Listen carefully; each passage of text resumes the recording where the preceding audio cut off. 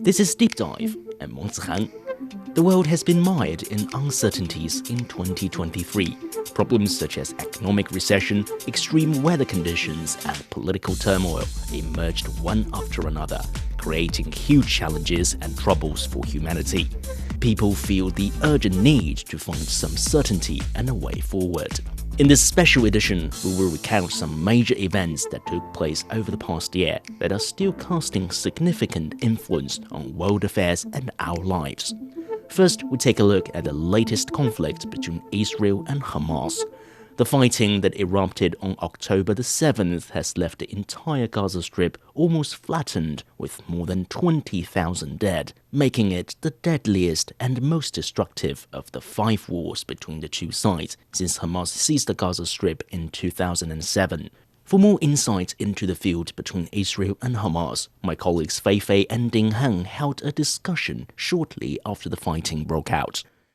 Let's try to put the really long history and really complex cultural, religion, and historical backgrounds into simpler words here. Is what is the root of the conflict between Israelis and Palestinians? You know, Feifei, when the two parties of different kinds have been fighting against each other for decades, for generations, it's really difficult to mend their rift, to strive for a sentimental reconciliation. This is the reality in international politics. Now, in my analysis, the root of their conflicts is actually a combination of historical hatred against each other, rivalry for realistic resources, living spaces, and also geopolitics involving some external powers, notably the United States. The former U.S. President Donald Trump, for instance, has been a very, very irresponsible figure on this particular issue simply because he wanted to, cement his domestic political support from the evangelicals in America. And after Biden came into office, he has done very little in terms of correcting the wrongs committed by the Donald Trump administration. So really, I think fundamentally, the only way out is really to restore this two-state solution, this idea that a peace formula has to be based on a Palestinian state established in territories that Israel captured in 1967.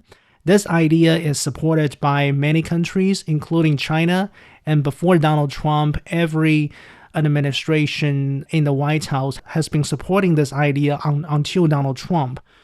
But really, I think the current problem is that it's very, very difficult to restore the peace talks between Israel and Palestine because the political situation, the political climate condition is simply not there. And here, I think the internal politics of both Israel and Palestine are actually at play. Apart from this very far-right political trend that we have seen in Israel in recent years with the coming back of Prime Minister Netanyahu, we also need to keep in mind that in recent years, Hamas has also been increasingly gaining popularity and political support in Palestinian society. So it's really, really very challenging to get the two sides back to the negotiation table. The conflict is still ongoing. We also spoke with our field reporter Huang Yue to find out how it has affected the people on both sides of the separation barrier in the West Bank. You went across that quote-unquote border. What do Palestinians think of this barrier? As foreigners, we don't really need a permit to travel to West Bank or to Israel. But for Palestinians living in the West Bank, it's very difficult for them to travel between the West Bank and Israel or to the East Jerusalem, which is also a disputed area that Palestinians consider belonging to them. Since October the 7th, many checkpoints have been closed. They even face difficulties traveling within the West Bank, between the West Bank cities, because those checkpoints have been closed, that they need to make a detour. And speaking of the travel permit, I talked to a Palestinian young man whose name is Recount. He works at a souvenir shop in Bethlehem, a popular tourist city in the West Bank. The young man told me that, first of all, the permit is very expensive. This permission, it's a limited. Limited, it means just for a few days, 22 days, and it's from 5 a.m. until 7 p.m. We have to pay 2,500 shekel for each 22 days. That's around 650 US dollars. This young man who graduated from university about 2 years ago, he told me that 2,500 shekels means 1.5 months salary. And now, since the Israel-Gaza conflict, there's no tourism at all in Bethlehem, so he might not secure his job, not to mention the salary. And even if he could afford this amount of money every 22 days, he still couldn't get it because he's a single young man. But I can't get the permission because they say, or they ask us to marry the girl and then they get baby. Because they are thinking, if we have a family, we cannot do anything wrong inside Jerusalem. And also, there's a blacklist system. If you did something bad, you had this kind of record, you wouldn't get this permit. Your family members wouldn't get that either. It's kind of like a very strict background check. And a lot of Palestinians actually work or manage to find a job on the Israeli side. I'm curious about their situation there. All the travel permit have been revoked, so they have returned to West Bank. In addition to the travel permit, the security screenings for the travelers have also become a lot stricter. So currently, it's almost impossible for most Palestinians to travel across the border to Israel. So currently in the West Bank is more like what they called an open-air prison. People living inside face lots of challenges. And those, like you mentioned, those who used to work in Israel, now they are totally unemployed. On the other hand, Israel is also facing problems since these Palestinian laborers couldn't come. The Gaza crisis has made the world more fragile, pushing it closer to the brink of a deep and dangerous abyss due to geopolitical conflicts, economic recession, and worsening climate conditions. 2023 is poised to become the hottest year on record.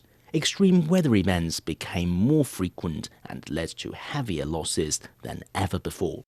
In August, Typhoon Doksuri unleashed heavy rainfalls in China's inland regions, including capital Beijing and the neighboring Hebei province. My colleague Su Yi spoke with field reporter Zhou Yixin about details on the ground in hard-hit Zhuozhou, a city just dozens of kilometers southwest of Beijing. Yixin, first give us some background. Where is the city of Zhuozhou and why is the flooding this time so serious? Yes, Zhuozhou is located in the central part of Hebei province, at the junction of the second and third geographical letters in the country, backed by the Taihang Mountains, and the terrain of Zhuozhou is very low. And to understand the flood in Zhuozhou this time, we should know about the main rivers affecting the city, namely the Beijima River, Dashi River, and Xiaoqing River. The Beijima River flows to Zhuozhou, and the Dashi River, originated from Fangshan district in Beijing, also flows to Zhuozhou. Together with Xiaoqing River, these three rivers meet in Zhuozhou. And the flood in Zhuozhou was mainly caused by the large flow of these three rivers. And why is there such a huge flood? The direct cause is the extreme rainstorm in the Jima River and Dashi River basin. In the early morning of July 31st, the most violent torrential rain suddenly fell, and the Beijima River and Dashi River could not bear it. So we know that the Beijima River, Dashi River, and Xiaoqing River converge in Zhuozhou to form the Baigo River, and the riverbed of the Baigo River cannot bear the total water flow of these three rivers. The terrain of Zhuozhou is extremely low and flat, but remember Zhuozhou is backed by the Taihang Mountains. Therefore, the torrents that erupted from the mountains rushed directly to Zhuozhou. But after the flood arrived in Zhuozhou, due to the flat terrain, the flood stagnated and could not be discharged. That's why the city was severely affected. To better understand what's behind the more frequent occurrences of extreme weather events, Su Yi also spoke with environmentalist Ma Jun. Do you think we're going to see more of this kind of extreme weather in the coming years? And do you think we're capable of achieving the target of the Paris Agreement? Yeah, it is predicted by the meteorologists that now we have seen an ending of the 3 consecutive years of the La Nina effect. And El Nino is in the making. And there's a high possibility for us to experience a mid to strong El Nino effect toward the end of this year and early next year. If that's the case, then next year could be even hotter than this year. So it's really serious. And over the next 5 years, there's some 60% we're going to experience a temperature rise of 1.5 degrees Celsius. Of course, that 1 year doesn't mean that we fail the whole target, but still this is a very important threshold. So based on that information, what should be the priorities to avoid those catastrophic scenarios of climate change to take place in the future? Unfortunately, conclusion reached by the United Nations Environmental Program, UNEP, is that the international community is falling far short of Paris goals with no credible pathway to 1.2 degrees Celsius in place. Of course, 2 degrees is a different story. 1.5 is a target that countries and regions have agreed to try to bring the temperature rise down to 1.5 degrees. If the temperature rise goes beyond that, then it may lead to some unpredictable and irreversible damage and consequences.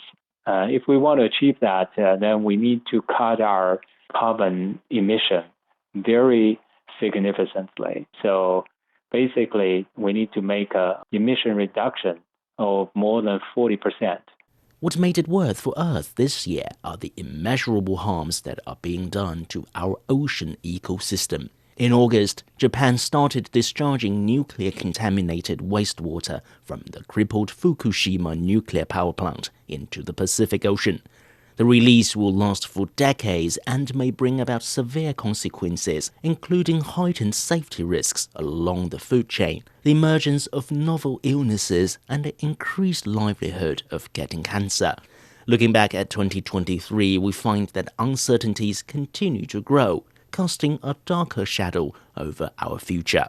But in the meantime, some positive signs have started to emerge and brought hope that the world will start to stabilize and economic recovery is on the rise. In November, the Chinese and US presidents met in San Francisco to anchor bilateral ties after years of downward spiral. We had US correspondent Mark Liu with an overview of the summit between Xi Jinping and Joe Biden. So when President Xi arrived at Filoli, he sort of walked down a red carpet in the front, and he was greeted by President Biden at the door. The two sat down at a long conference table with their delegations facing each other, and that's the first time that happened in nearly a year since they actually met each other. And definitely the US, I think, put a lot of thoughts in picking that garden as the place to host the Chinese president. And what did Xi Jinping talk with Joe Biden? They had those opening remarks, and it contains perhaps the most memorable line was that planet Earth is big enough for the two countries to succeed. And one country's success is an opportunity for the other. It is an objective fact that China and the United States are different in history, culture, social system, and development path. However, as long as we respect each other, coexist in peace, and pursue win-win cooperation, we'll be fully capable of rising above differences and find the right way for the two major countries to get along with each other. Now, that certainly strikes a tone, conveying a sense of partnership as opposed to rivalry. President Xi Jinping also said that the China-U.S. relationship has never been smooth sailing over the past 50 years.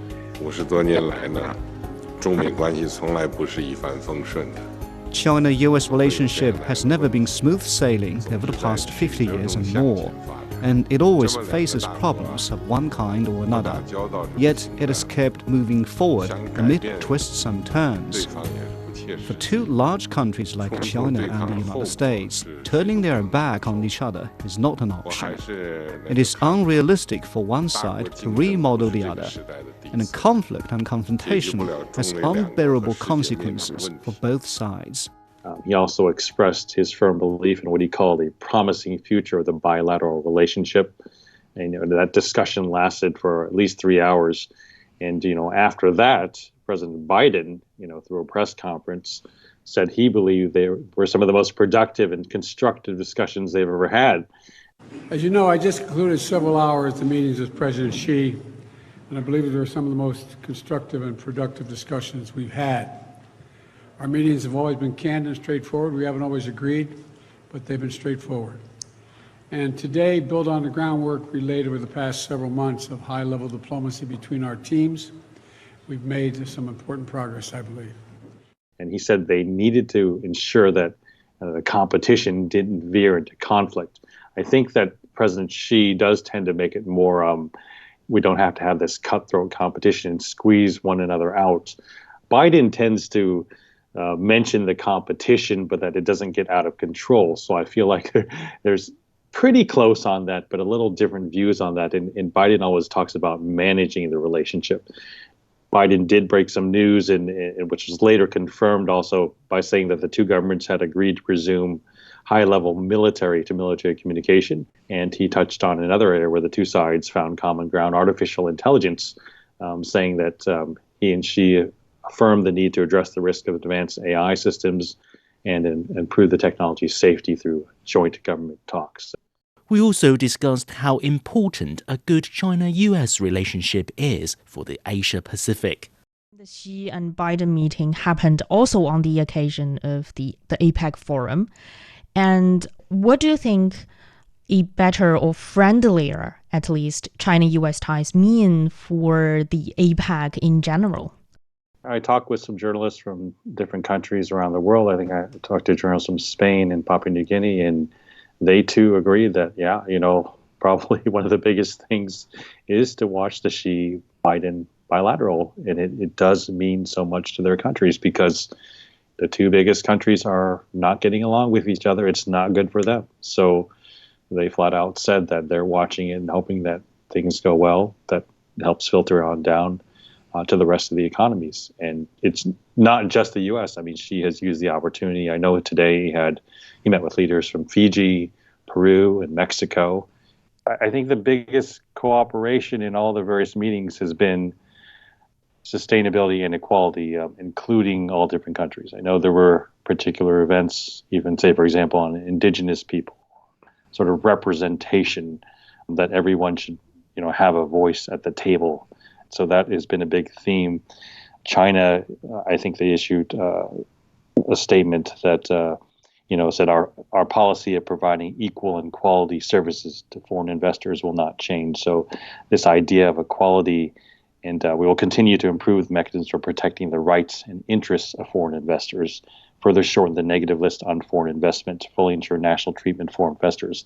This idea of being an open invitation and also equal representation is really one of the biggest themes that I've seen at different meetings throughout.